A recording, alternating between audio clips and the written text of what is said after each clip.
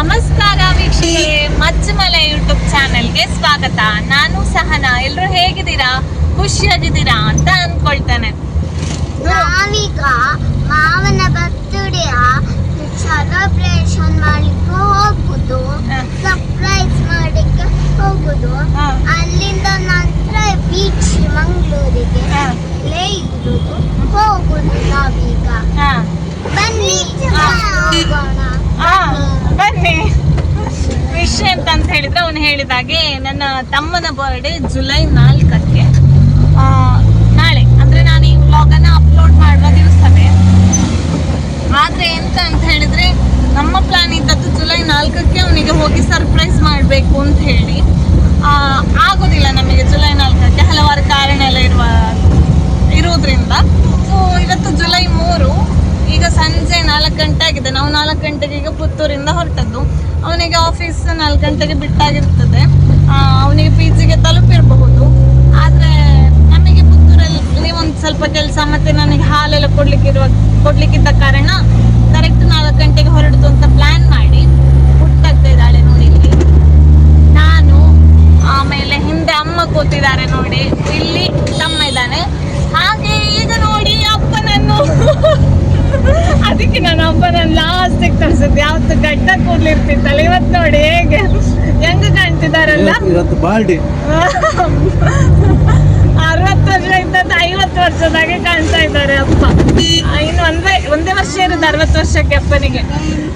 ಆಯ್ತಾ, ಪುಟ್ಟಕ್ಕನಿಗೆ ಗುರ್ತು ಸಿಗ್ಲಿಲ್ಲ ಫಸ್ಟಿಗೆ. ಆಮೇಲೆ ಸ್ವರದಲ್ಲೆಲ್ಲ ಅಂದಾಜು ಮಾಡಿಕೊಂಡ್ಲು ಅಜ್ಜ ಅಂತ ಹೇಳಿ. ಆಮೇಲೆ ಅವಳೇ ಹೇಳಿದ್ಲು ಅಜ್ಜ ಕೂದಲು ತೆಗ್ದಿದ್ದಾರೆ, ಗಡ್ಡ ತೆಗ್ದಿದ್ದಾರೆ ಅಂತ ಹೇಳಿ ಎಲ್ಲ. ಸೊ ನಾವೀಗ ಅವನಿಗೆ ಸರ್ಪ್ರೈಸ್ ಮಾಡ್ಲಿಕ್ಕೆ ಮಂಗಳೂರಿಗೆ ಹೋಗ್ತಾ ಇರೋದು. ಅವನಿಗೆ ಸ್ವಲ್ಪ ಕ್ಲೂ ಇಲ್ಲ. ಅದ್ರಲ್ಲಿ PG ಹತ್ರ ಎತ್ತಿದಾಗ, ನಾವು ಫೋನ್ ಮಾಡಿದಾಗ, ಕೆಳಗೆ ಬಾ ಅಂತ ಹೇಳಿದಾಗ ಡೌಟ್ ಬರುದಿಲ್ವಾ, ಇಂಥದ್ದೆಲ್ಲ ಪ್ರಶ್ನೆ ನಿಮ್ಮಲ್ಲಿ ಇರಬಹುದು. ಅದಕ್ಕೆ ಆ ಕ್ಯೂರಿಯಾಸಿಟಿಯನ್ನು ತಣಿಸ್ತೇನೆ. ಏನಂತ ಹೇಳಿದ್ರೆ, ನಮ್ಮ ಆಫೀಸ್ನ ನಮ್ಮೊಂದಿಗೆ ಕೆಲಸ ಮಾಡುವಂತಹ ನಮ್ಮ ಸ್ಟಾಫ್ನ ಹೆಲ್ಪನ್ನು ನಾನು ಇದಕ್ಕೆ ತಗೊಂಡಿದ್ದೇನೆ. ಆಯ್ತಾ, ಅವನಿಗೆ ಆಗಲೇ ಕಾಲ್ ಮಾಡಿ ಹೇಳಿದ್ದೇನೆ ತಮ್ಮನಿಗೆ, ನೀನೀಗ ಒಂದು ಗಿಫ್ಟ್ ಕೊಟ್ಟು ಕಳಿಸ್ತೇನೆ. ನಮ್ಮ ಸ್ಟಾಫಿಗೆ ಮಂಗಳೂರಿಗೆ ಬರ್ಲಿಕ್ಕೆ ಉಂಟು, ಸ್ವಲ್ಪ ಕೆಲಸ ಇತ್ತು ಅವರಿಗೆ. ಹಾಗೆ ಗಿಫ್ಟನ್ನು ಅವ್ರ ಜೊತೆ ಕೊಟ್ಟು ಕಳಿಸಿದ್ದೇನೆ. ಅವರೆಲ್ಲ PG ಹತ್ರ ಬಂದಾಗ ಕಾಲ್ ಮಾಡ್ತಾರೆ, ಕೆಳಗೆ ಇಳಿದು ಬಂದು ತಗೊಂಡ. ಅಂತ ಆಗಿತ್ತು ಅವನಿಗೆ. ಎಂತಕ್ಕೆ ನೆಕ್ಸ್ಟ್ ಟೈಮ್ ನೀನು ಸಿಕ್ಕಿದಾಗಲೇ ಕೊಡ್ಬೋದಿತ್ತಲ್ಲ ಅಂತ. ಅಲ್ಲ, ಅದು ನಿನ್ನ ಬರ್ಡೇ ದಿನಕ್ಕೆ ಹಾಕಬೇಕು ಅಂತ ಹೇಳಿ ಕಳಿಸಿದ್ದು ಅಂತ ಒಂದು ಬಂಡಲ್ ಬಿಟ್ಟಿಟ್ಟಿದ್ದಾನೆ ಅವನಲ್ಲಿ.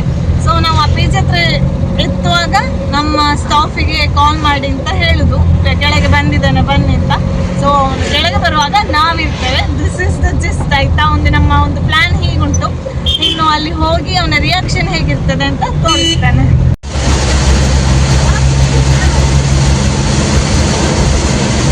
ಅಪ್ಪನಿಗೆ 1-2-3 ಐಟಮ್ ತೊಗೊಳ್ಳೋದಿತ್ತು. ಅದನ್ನೆಲ್ಲ ತೊಗೊಂಡಾದ ನಂತರ ನಾವು ಸೀದಾ PG ಹತ್ರ ಬಂದದ್ದು. ನಾನು ನಮ್ಮ ಸ್ಟಾಫ್ನ ಹೆಲ್ಪ್ ತಗೊಂಡಿದ್ದೆ ಅಂತ ಹೇಳಿದ್ದೆಲ್ಲ ಅವ್ರ ಹತ್ರ ಹೇಳಿದೆ. ನಾವು ರೀಚ್ ಆಗಿದ್ದೇವೆ, ನೀವು ಕಾಲ್ ಮಾಡಿ ಹೇಳಿ ಅಂತ ಹೇಳಿ. ಸೊ ಅವ್ರು ಕಾಲ್ ಮಾಡಿ ಹೇಳಿದ್ದು. ನಾವು ವೆಯ್ಟ್ ಮಾಡ್ತಾ ಇದ್ದೇವೆ. ಇದು ಅವನ PGಯ ಮೇನ್ ಎಂಟ್ರೆನ್ಸ್ ಈ ಕಡೆ ಇರೋದು. ನಾನೀಗ ವೆಯ್ಟ್ ಮಾಡ್ತಾ ಇರೋದು.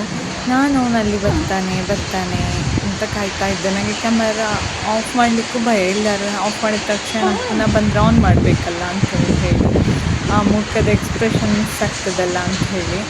ಆದರೆ ಎಂತಾಯಿತು ಅಂತ ಹೇಳಿದರೆ, ಅವನು ಸ್ಟೇರ್ಸ್ ಮೂಲಕ ಬಂದ, ಮೆಟ್ಟಿಲುಗಳ ಮೂಲಕ ಮೇನ್ ಸುಬ್ರಹ್ಮಣ್ಯ ಸಭಾದ ಈ ಕಡೆ ಬಂದ. ಅಪ್ಪ ಓಡಿ ಬರುವಾಗ ಅವನಿಗೆ ರಪ್ಪ ಕಂಡಿತ್ತು.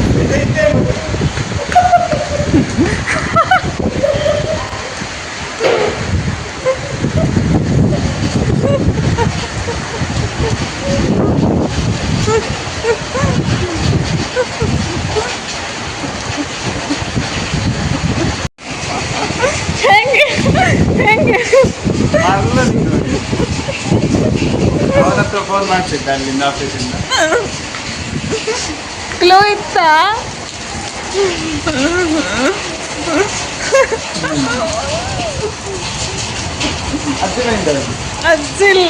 ಅಜ್ಜಿ ಗೊತ್ತಿಲ್ಲ ಹೇಳಿದ. ನಾನು ಬಳ್ಳಾವಿಲಿ ಕೂರ್ತಾ ಇದ್ದೆ. ಬಳ್ಳ ಹೆಂಗೆ ಹೇಗೆ ಸರ್ಪ್ರೈಸ್ ನಮ್ಮದು? ಹೌದು ಮರ್ಲೆ ಮತ್ತೆ ಇದಲ್ಲಿ ಅಮ್ಮೆ ಕೂಗಿತ್ತಾ? ತಾನೆ ತಾನೆ ಕೂಗಿತ್ತಾ? ಹಾ. ಅಲ್ಲೇ ಚುಚ್ಚುತ್ತು ಅಲ್ಲಿ ಬಟ್ಟ ಹೆಂಗಾತಾ? ಆಮೇಲೆ ಸರಿ ಇದು ಅಲ್ಲಿಂದ ಸೀದಾ ಅವನನ್ನು ಕರ್ಕೊಂಡು ನಾವು ತಣ್ಣೀರ್ಬಾವಿ ಬೀಚ್ ಹತ್ರ ಬಂದದ್ದು. ಬೀಚಿಗೆ ಇಳಿಲಿಕ್ಕೆ ಆಗೋದಿಲ್ಲ ಅಂತ ಹೇಗೂ ಗೊತ್ತಿತ್ತು, ಬಟ್ ಅಲ್ಲಿಗೊಮ್ಮೆ ಹೋಗುವ ಅಂತ ಅನ್ನಿಸಿತ್ತು. ಹಾಗಾಗಿ ಸೀದಾ ಅವನನ್ನು ಕರ್ಕೊಂಡು ನಾವು ಬೀಚ್ ಹತ್ರ ಬಂದೆವು.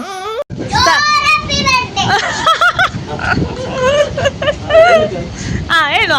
Ready 1 2 3 start. Happy birthday to you, happy birthday to you, happy birthday to you ತಮ್ಮ, ಹ್ಯಾಪಿ ಬರ್ಡೇ ಟು ಯು. ನಾಚಿಕೆ ಮಾಡಿಕೊಂಡು ಕ್ವಿಕ್ ಕಟ್ ಮಾಡ್ತಾ ಇರುವಂತ ತಮ್ಮನಿಗೆ ಹುಟ್ಟುಹಬ್ಬದ ಹಾರ್ದಿಕ ಶುಭಾಶಯಗಳು. ನಾಚಿಕೆ ಆಗ್ತಾ ಉಂಟಂತೆ ಅವನಿಗೆ. ನಿಲ್ಲು ಇದು ಕ್ರೀಮ್. ಕೇಕ್ ಎಲ್ಲ ಕಟ್ ಮಾಡಿ ಆಯಿತು. ಅವನಿಗೆ ಕೇಕ್ ಕಟ್ ಮಾಡ್ಲಿಕ್ಕೆ ನಾಚಿಕೆ ಕೂಡ ಇತ್ತು, ಅಲ್ಲೊಂದಿಬ್ರು ಇದ್ರು ಅಂತ. ಆಮೇಲೆ ಅವರಿದ್ದು ಹೋದ್ರು, ಆದರೂ ಅವನಿಗೆ ನಾಚಿಕೆ ಆಯಿತು, ಎಂತ ಅಂತೆಲ್ಲ. ಬಟ್ ತುಂಬ ಖುಷಿ ಆಯಿತು, ಅವನ ಮುಖದಲ್ಲಿ ಆ ಖುಷಿ ಕಾಣ್ತಾ ಇತ್ತು. ಅವನೊಬ್ಬನೇ ಇರೋದಲ್ಲ ಪಿ ಜಿಯಲ್ಲಿ. ನಮ್ಮನ್ನೆಲ್ಲ ಕಂಡಾಗ ಭಾರಿ ಸಂತೋಷ ಆಯಿತು. ಆ ಸಂತೋಷಕ್ಕೋಸ್ಕರವೆಲ್ಲ ಜೀವನ ಮಾಡೋದು ನಾವು. ಯಾರು ಹೊಸ ಬರಿಬೇಡ ಅಂತೇಳಿ ಪುಳ್ಯಕ್ಕಳನ್ನು ಕರ್ಕೊಂಡು ಅಜ್ಜ ಚಂದ ವಾಕ್ ಮಾಡ್ತಿದ್ದಾರೆ ನೋಡಿ. ಅಲ್ಲಿ ಒಂದು ಪ್ರಾಯ ಆದ ನಂತರ ಅವರಿಗೆ ಅಷ್ಟೇ ಬೇಕಾಗೋದು, ಪುಳ್ಯಕ್ಕಳ ಜೊತೆ ಆಟ ಆಡ್ಕೊಂಡು ಕಾಲ ಕಳೀತವೆ ಅಂತ ಅಷ್ಟೇ.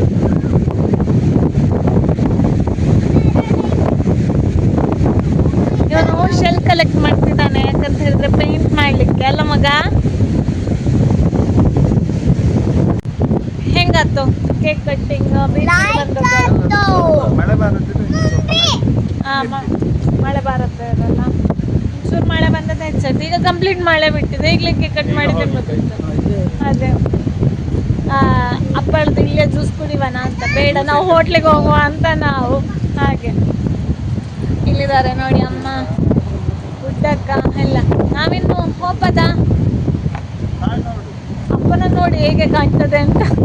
ಇಷ್ಟು ದಿನ ಗಂಡ ಕೂದಲಲ್ಲಿ ನೋಡಿ ಅಕ್ಷಯ್ ನಾನು ನೀನು ಒಂಥರ ಮ್ಯಾಚಿಂಗ್ ಆಗಿದೆ. ಗೊತ್ತಾಗಿದೆ ನನಗಾಗಲೇ. ಈಗ ಜನತಾ ಡಿಲಕ್ಸ್ ಅಲ್ಲಿ ನಮಗೆ ಅಕ್ಷಯನ ಲೆಕ್ಕದಲ್ಲಿ ಬರ್ತ್ಡೇ ಪಾರ್ಟಿ ಆಗ್ಬೋದು. ಅಪ್ಪ ಹುಚ್ಚೂರ್ ಮನೆಗೆ ಪಾರ್ಸೆಲ್ ಕೂಡ ತಕೊಳ್ಳಿ ಅವನ ಲೆಕ್ಕದಲ್ಲಿ ಅಂತೆ.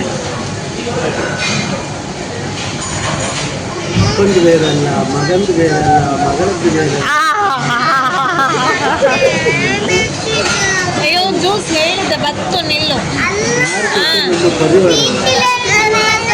ಅಲ್ಲಿ ಇತ್ತಿದ್ದಿಲ್ಲ, ಕ್ಲೋಸ್ ಆಗಿತ್ತು ಧೂಳಿ.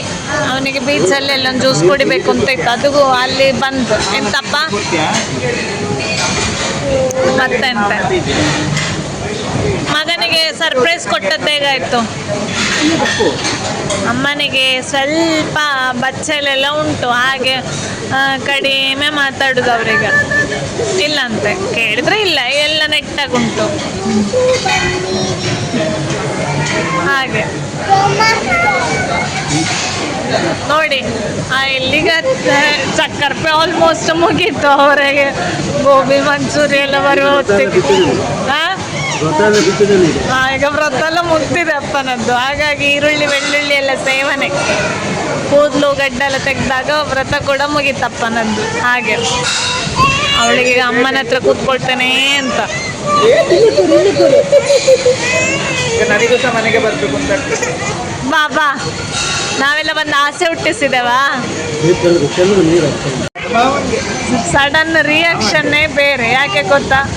ಇಲ್ಲಿ ವಾಟರ್ ಮೆಲನ್ ಜ್ಯೂಸ್ ಬಂತು, ಅದಕ್ಕೆ. ನಿನಗಿಲ್ಲ ಇದಾ ಜ್ಯೂಸ್ ಹೇಳಿಕೊಂಡಿತ್ತೆಲ್ಲ, ಕುಡಿ ಜ್ಯೂಸ್. ಬಂದಾಗೆ ಬಾಯಿಗಿಟ್ಟಾಯ್ತು. ಒಪ್ಪ ಇದ್ದ ಅದೇ ಬಾಬಾ ಅಪ್ಪ ವ್ರತ ಬಿಟ್ಟ ಲೆಕ್ಕದಲ್ಲಿ ದೊಡ್ಡ ಪೂರಿ ಅಪ್ಪನಿಗೆ. ಈಗ ಅಮ್ಮನಿಗೆ ಸಹ ಬರ್ತದೆ.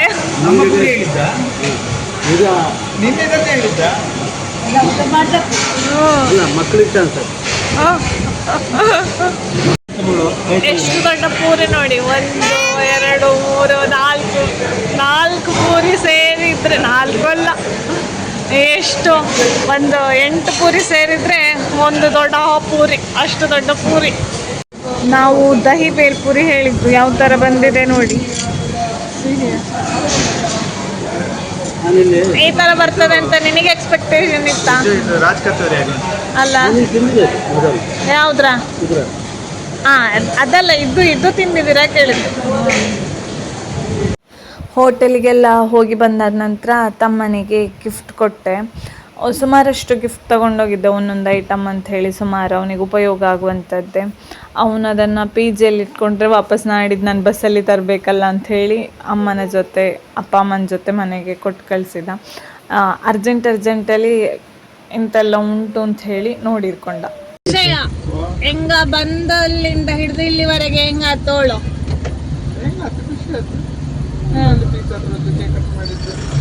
ರಜೆ ಜೋರ್ ಹೇಳು.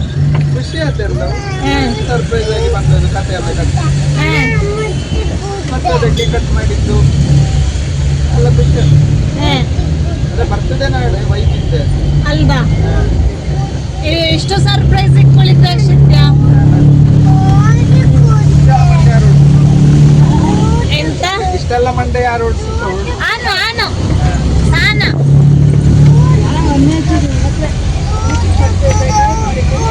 ಜೀವನದಲ್ಲಿ ನಾವು ಮುಂದೆ ಮುಂದೆ ಬಂದಾಗ, ಹಿಂದಿನ ದಿನಗಳನ್ನು ನೆನೆಸಿಕೊಂಡಾಗ ಅಬ್ಬಾ ನಾವೆಷ್ಟು ನೆಮ್ಮದಿಯಲ್ಲಿದ್ದೇವೆ ಈಗ ಅಂತ ಅನ್ನಿಸುವುದು ಸಹಜ. ಅಂಥ ಪರಿಸ್ಥಿತಿ, ಅಂಥ ದಿನಗಳು ನಮ್ಮ ಜೀವನದಲ್ಲೂ ಇತ್ತು. ಇವತ್ತು ತುಂಬ ಕಷ್ಟವನ್ನು ಎದುರಿಸಿದ ನಂತರ ಅವನ ಜೀವನದಲ್ಲಿ ದೇವರು ಸುಖವನ್ನು ಕೊಡ್ತಾ ಇದ್ದಾರೆ. ಆ ಸುಖ ಹಾಗೇ ಇರಲಿ ಅಂತ ನಾನು ಆಶಿಸ್ತೇನೆ. ಆ ಒಂದು ಉದ್ದೇಶಕ್ಕೋಸ್ಕರವೇ ನಾವು ಅವನ ಬರ್ಡೇಗೆ ಸರ್ಪ್ರೈಸ್ ಆಗಿ ಅವನಿಗೆ ಖುಷಿ ಕೊಡಬೇಕು ಅಂತ ಹೇಳಿ ನಾವು ಮಂಗಳೂರಿಗೆ ಬಂದದ್ದು. ಯಾಕಂತ ಹೇಳಿದರೆ ಅವನು ಕಳೆದ ವರ್ಷ ಎಲ್ಲ ತುಂಬ ಕಷ್ಟದ ದಿನಗಳನ್ನು ನೋಡಿದ್ದ. ಹಾಗೆ ಇರಲಿ. ಇದಾಗಿತ್ತು ನನ್ನ ಇವತ್ತಿನ ವ್ಲಾಗ್. ಇಷ್ಟ ಆದರೆ ಲೈಕ್ ಮಾಡಿ, ಹಾಗೆ ನಿಮ್ಮ ಅನಿಸಿಕೆಗಳನ್ನು ನನಗೆ ಕಮೆಂಟ್ ಮೂಲಕ ತಿಳಿಸಿ, ಮತ್ತು ಈ ವಿಡಿಯೋವನ್ನು ಇನ್ನೊಬ್ಬರಿಗೆ ಶೇರ್ ಮಾಡೋದು ಕೂಡ ಮರಿಬೇಡಿ. ಮತ್ತು ಮುಂದಿನ ವ್ಲಾಗಲ್ಲಿ ಸಿಗ್ತೇನೆ. ಅಲ್ಲಿವರೆಗೆ ನಮಸ್ಕಾರ.